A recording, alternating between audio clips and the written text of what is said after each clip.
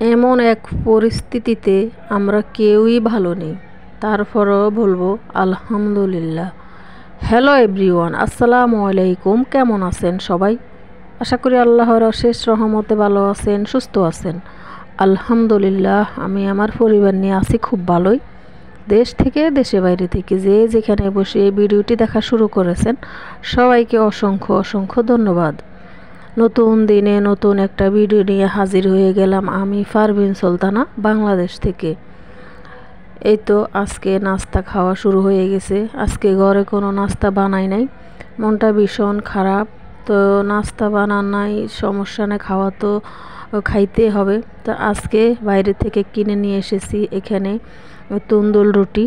তো তন্দুল রুটি, দুধ চা আর সবজি দিয়ে আমরা আজকে নাস্তা সেরে নিয়েছি আলহামদুলিল্লাহ। তো আমার ছেলে খাইতেছে সবজি দিয়ে, তা আমি শুধু চা দিয়ে খাবো, এজন্য আমার ছেলের জন্য সবজি আনানো হয়েছে।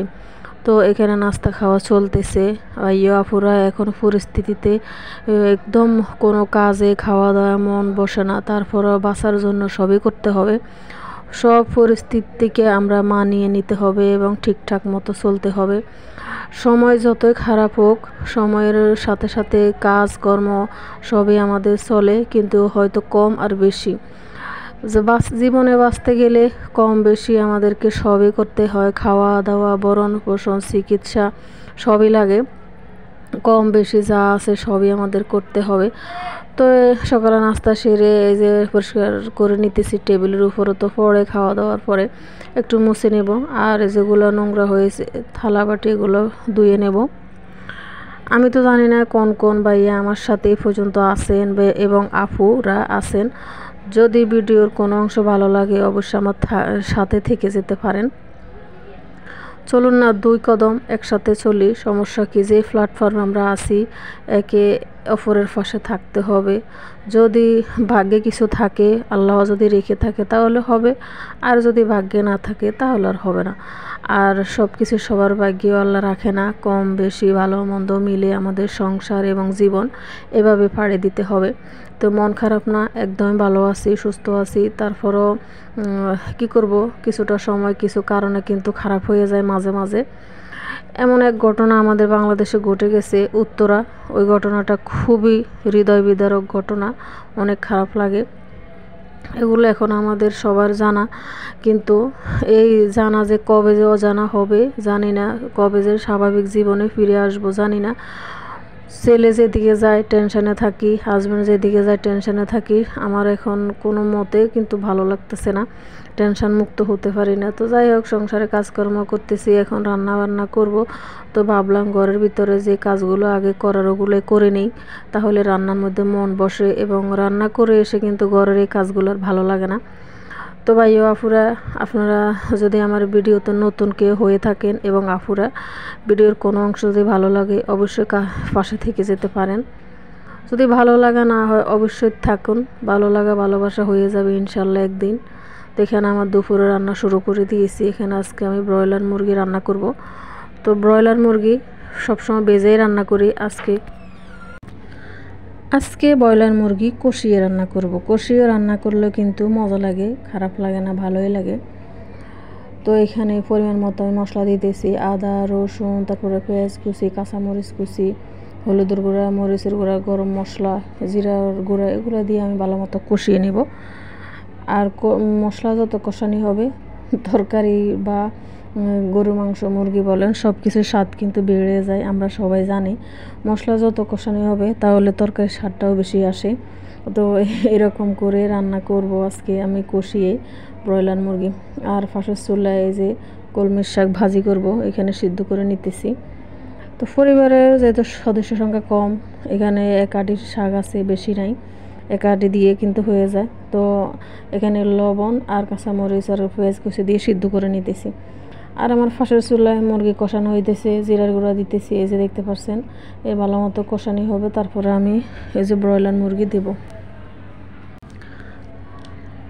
আজকে আমার ছেলে কিন্তু একটা কথা বলেছে যে আম্মু, ওর কথাটা শুনে আমার ভীষণ খারাপ লাগছে। এই যে আমি মুরগি দিয়ে দিয়েছি, আগে থেকে ধুয়ে পরিষ্কার করে রেখে দিয়েছি, এখন মশলা কষানো হয়ে গেছে। মশলা কষানোর পরে ব্রয়লার মুরগি দিয়ে দিলাম। আমার ছেলে আজকে বলল, আম্মু আমার এখন স্কুল যাইতে খুবই ভয় লাগে।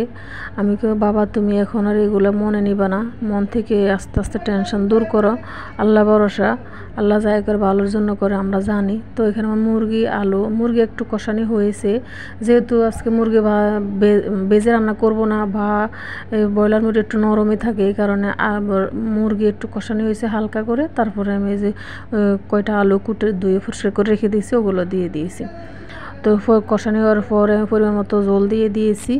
এখন এই যে নামানোর আগে কিছু গরম মশলা দিয়েছি। তো ভিডিও কিছু অফ ক্যামেরায় আমি রান্না করেছি, কি অন ক্যামেরায় রান্না করেছি আর কি। তো আমার রান্না হয়ে গেছে, জিরার গুঁড়া দিয়েছি, একটু পরে চুলা নিভিয়ে দেবো, রান্না হয়ে যাবে, শেষ হয়ে গেল আর কি।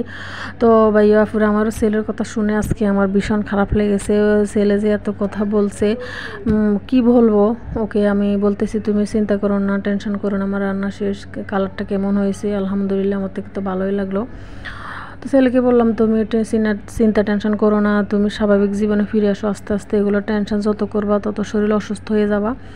আর আল্লাহ যার ভাগ্যে যেরকম থাকার বা যেরকম মৃত্যু আল্লাহ ভাগ্যে রেখেছে তার সেইভাবেই হবে, ওগুলো মন খারাপ করার কিছু নেই। ছেলেকে বলে কিন্তু আসলে কি আমরা চিন্তামুক্ত থাকতে পারি না।